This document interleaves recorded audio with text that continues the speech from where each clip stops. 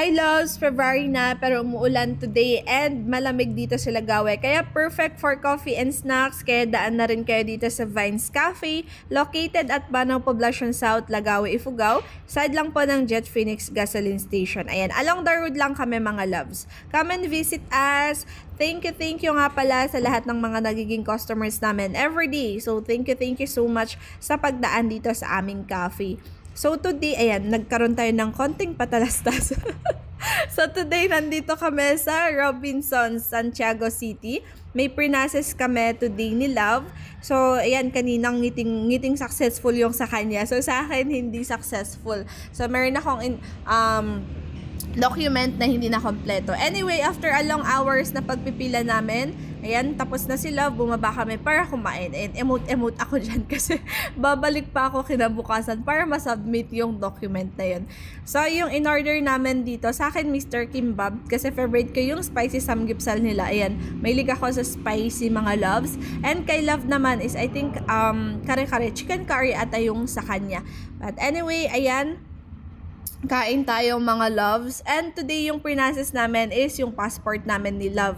So napakasimple lang ng requirements. Pero ayan, hindi ako naging attentive sa isang requirement ko. Kaya ayan, syempre pinabalik na naman tayo.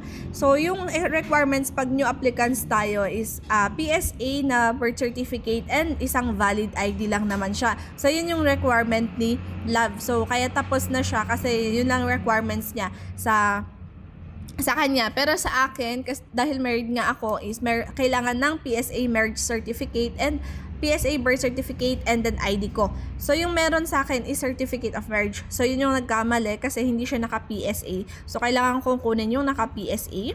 So kinabukasan naman, bumalik kami, kinuha ko yung PSA ko and then pre-nases ko ulit siya and then yun, nakapag-apply na ako. So, kami na ni Love, naka-apply na kaming dalawa. So, inaantay na lang namin siya for 7 days kasi special processing yung pinili namin dito. So, yan, very simple lang.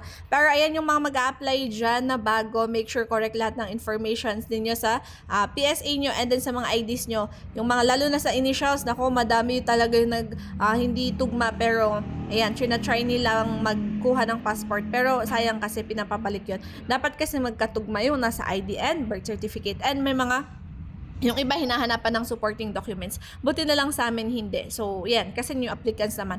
But anyway, ayan, share ko sa inyo para just in case kukuha kayo ng mga passport nyo, alam nyo na yung gagawin nyo, diba? So, dapat ready kayong pupunta doon para hindi sayang yung time, money, and efforts, diba? So, yun lang yung share ko today. Work hard, be